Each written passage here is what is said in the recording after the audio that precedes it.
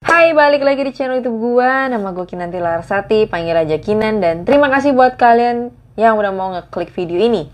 Lagi-lagi kita bakal ngebahas NL, tapi mungkin dari sisi yang lain. Ini sama aja waktu gue ngebahas AGT, tapi dari sisi yang lain. Seperti video gue yang sebelumnya, gue di sini mau nge-react ya.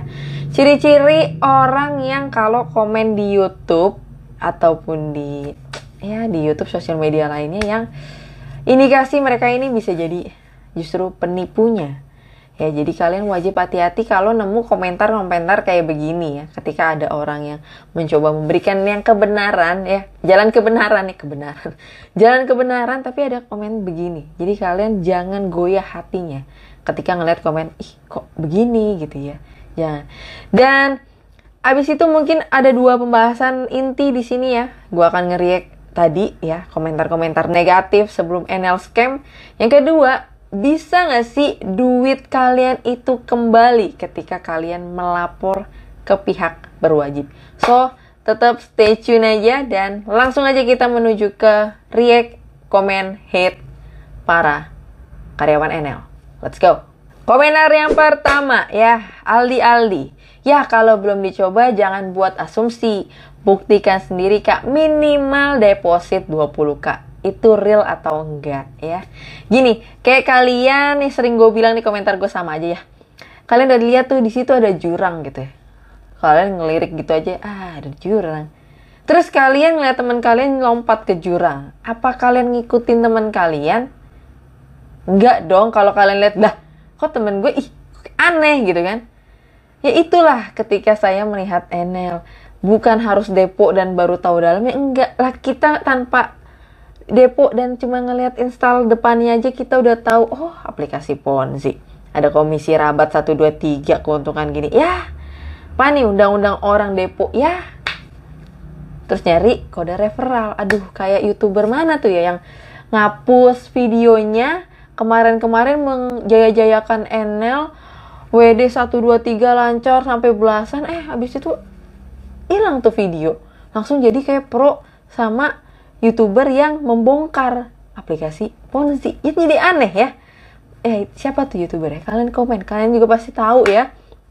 Orang itulah ciri-ciri muka dua apa gimana, gue nggak tahu. Setelah dia dapat keuntungan dengan kode referral ya, dia langsung cuci tangan. Ya, kalian jadi hati-hati sama YouTuber-YouTuber yang ngajak kalian secara halus. Jadi ayo kalian bisa download ini, kalian ini. Itu trik lama gitu ya. Itu bukan caranya mereka.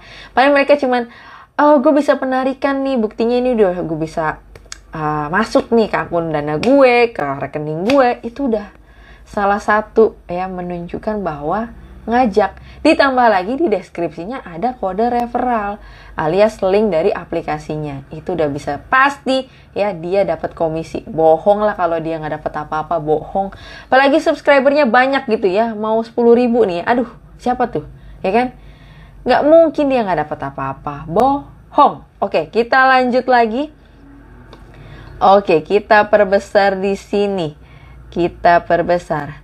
Dari Suhail Katulistiwa, orang Kalimantan nih. NL mau berubah nama kek, mau rubah logo kek, selama masih cuan ya nggak masalah. Kalau nggak mau gabung ya udah. Yang ikut NL ini bukan bocil coy.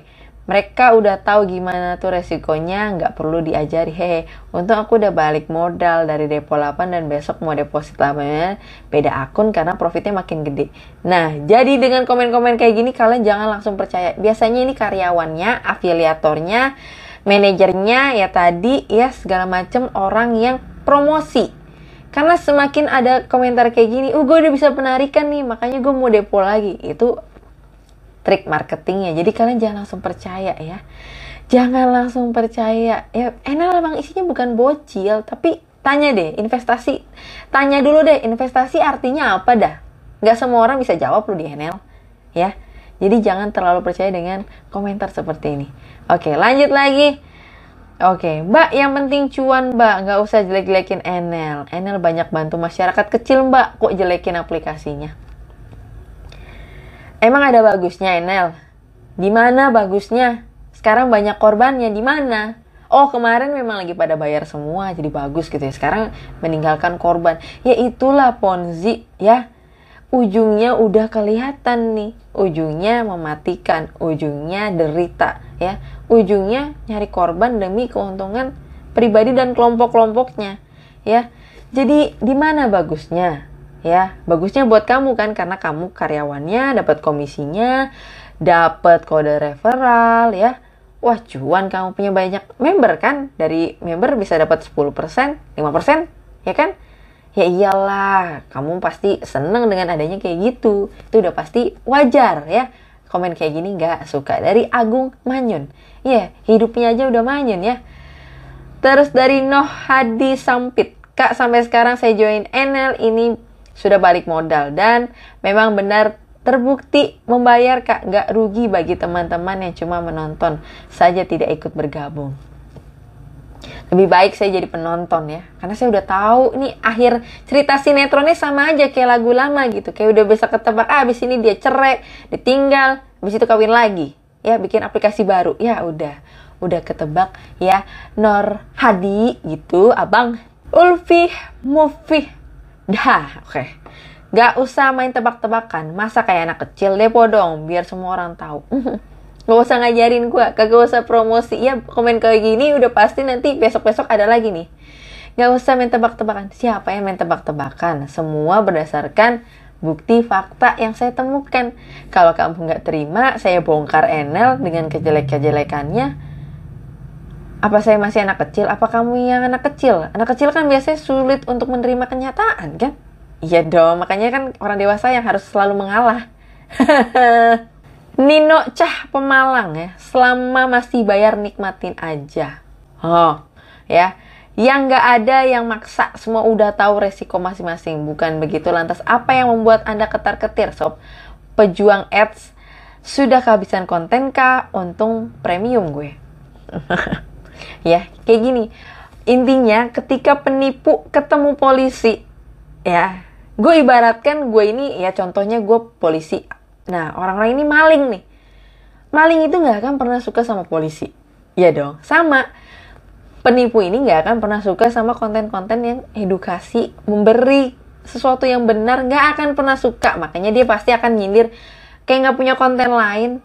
Ala nyari subscriber, nyari viewers. Gue gak pernah ngomongin, jangan lupa like, comment, dan subscribe ya. Gak pernah. Di YouTube gue mau nge-react lagu, mau cover lagu, gue mau ngebahas aplikasi. Gue gak pernah maksa kalian untuk nonton, like, comment, subscribe. Gak pernah. Itu kan jempol-jempol kalian, otak-otak kalian, mulut-mulut kalian, mata-mata kalian, ya terserah kalian. Jadi ketika pejuang ads, ya emang sekarang YouTube ada orang ngupload video ikhlas gitu, gak diaktifin monetisasinya, gak ada adsnya. Ya jelas nih yang paling kaya adalah YouTuber, dapat AdSense dengan kode referral. Kaya banget, udah dapat ads jalan, udah dapat kode referral komisi jalan, nipunya kenceng banget kan. Itu udah makin melimpah gitu ya. Jadi aneh kan orang-orang kayak gini ngebela sesuatu yang benar, tapi yang salah dia diemin aja, diagung-agungkan. Udah pasti dia malingnya dan salah satu tim sukses dari aplikasi tipu-tipunya. Ada lagi Dwi Anjasmara, cie mau viral buat video yang hoax, mau dapat subscriber banyak. Ya tadi gue bilang gue nggak maksa kalian subscribe, mau nonton juga kagak usah, terserah ya. Yang jelas gue mau bikin konten sama orang yang mau nonton, syukur dapat manfaat, syukur. Kalaupun nggak, tinggal di skip aja. Gue nggak pernah maksa kalian nonton sampai selesai, juga tidak pernah maksa ya. Kalau orang-orang kayak gini, gue bilangnya hoax. Perasaan gue ngebahas tuh berdasarkan bukti dah. Gue sampai buka OSS, gue cari NPWP-nya, gue cari tahu perusahaan aslinya, dibilang hoax. Ini udah jelas ya, penipu. Udah jelas ya. Oke, ada yang bilang cie-cie nipu dengan segala cara, si afiliator NL doyan rumput hijau. Oke. Nah, ada lagi dari Rahmadeni, kalau belum terjun ke dalamnya mending lo diem. Lo kan nyari viewers, banyak yang nonton, lo cuan, jatuhnya fitnah, lo bisa ditangkep. Orang udah pada beli mobil, lo masih curigaan. Aduh, nih kayak gini nih ya, gue disuruh diem, gak bisa diem lah. Sekarang gini, kalau gak ada orang yang bikin konten kayak begini-begini, gak ada masyarakat yang tahu dong. itu keuntungan mereka dong. Semakin banyak orang yang nggak tahu aplikasi ini kebenaran seperti apa, mereka makin untung kan. Ya itulah tujuan mereka. Nggak suka konten-konten kayak gini, nyari views ya, jatuh-jatuhin, fitnah. Aduh, gue berdasarkan fakta. Kalau berdasarkan fitnah, gue nggak bakal bikin video. Enggak, gue bikin aplikasi lagi aja buat nipu orang gitu ya. Habis itu gue fitnah lagi gitu ya. Ya kayak gitu. Jadi daripada gue beli mobil hasil nipu orang, ngajak orang depo, buat apa sih? Buat pengen pamer doang kan, flexing gitu. Ini juga ya, orang ini yang pernah komen di YouTube gue, cuman udah kabur. Gue cari-cari komenannya, pedes juga nih mbak-mbak nih ya. Gue gak tahu mbak-mbak atau mas-mas, biasanya kan profilnya bisa menipu ya. Tapi pas gue cek, udah gak ada komentar dia, udah banyak yang dihapus. Ini juga ya, aneh tanpa ajak temen. Gak mungkin lu tanpa ajak temen, orang daftar aja pakai kode referral. Lu tanpa login, tanpa kode referral, gak mungkin bisa login dan main aplikasinya. Gak mungkin. Nih hati-hati juga nih sama komen-komen gini. Bilang mainnya solo. Bohong sekali kamu ya. Panik alam, kocak reviewnya gini amat dah. Ini orang-orang gak suka kebenaran, udah jelas penipu. Nah ini ya, si ibu ini, Bu Dwi ini ya, menikmati profit dari Enel. Nah, ini ada salah satu Septian Syah Putro ya. Maaf Ibu, itu kakak saya. Ya pokoknya di sini dia bicara sumpah atas nama keluarga dan segala macam ya. Ya, dia terpilih menjadi manajer Gorontalo bukan karena kemauan, tapi karena disuruh perusahaan si Lintang Krisdiantoro itu. Dia tidak pernah tahu kalau uang member orang di komentar gue juga ada yang bilang kalau si Dwi ini ternyata dulu main di VTube gitu ya. Aduh ya, mereka berempat yang menjebak kakak saya, menyuruh dia datang ke acara dan segala macam ya, dibiayai ya. Nih kalau lihat komentarnya juga tadi ada komennya nih ya. Daripada jelasin di sosmed, mending jelasin di kantor polisi aja. Saya juga korban. Aduh ya. Andalan para leader money game. Enak gak tuh jadi wayang? Kagak percaya gue, Betty ya, kagak terlibat dan nikmatin. Orang dia kan kemarin jelas ya, dia dapat 15.000 member ya. Terus bilang, berapa itu kekayaannya? Kalikan saja ya. Udah pamer-pamer kayak gitu nih si ibu ya. Sekarang mulai cuci tangan. Ini apa lagi nih? Aduh. Oke, tentunya ada banyak pertanyaan di benak kalian. Sama halnya waktu gue pernah ketipu juga, kayak ini duit gue bisa kembali nggak ya kalau pelakunya ditangkap dan segala macam. Nih ya salah satu dari postingan Rizky Hidayat yang akhirnya banyak komentar positif dan jadi tambah edukasi ya. Lagi-lagi di sini dia serius nanya, ada nggak korban money game yang melapor dan uangnya kembali ya. Sekali lagi gue bilang, gue termasuk korban dari salah satu money game, dulu adalah WPP Berbagi, dan gue salah satu korbannya yang bodoh sekali. Pertanyaannya, kak duitnya kembali nggak? Udah nggak ada yang laporin apa gimana kak? Udah ada yang laporin, sampai bikin YouTube-nya ke polisi, sampai wawancara di media ya. Buktinya hingga detik ini gak ada 1% pun yang kembali, dan setahu gue juga gak ada satupun orang yang ketangkep. Bisa jadi WPP ya, Enel, AGT, terus Vito dan segala macam yang udah pada kagak jelas ya. Kayaknya satu komplotan mafia yang sama ya, itu prediksi gue. Kenapa? Karena nih kayak siklusnya ada tau. Tiba-tiba ini bulan Juli, oke scam. Nanti mungkin pertengahan Agustus menjelang akhir tahun ada lagi nih model-model aplikasi yang booming, banyak diminatin, tapi sama aja, tipu-tipu juga. Oke, sekarang kita coba aja bahas komentar beberapa orang di sini. Nih ya, dari Rio Scott ya, ini gue ambil. Di saya ada yang balik beberapa kasus Memiles ya, gue gak tahu nih ya kasus apa. Jadi kronologi Baliknya warung kampung sebelah banyak kena. Tapi sebelum ikut Memi les orang-orang yang ketipu bikin MOU sama leader. Dan pas scam nuntut cuma leader.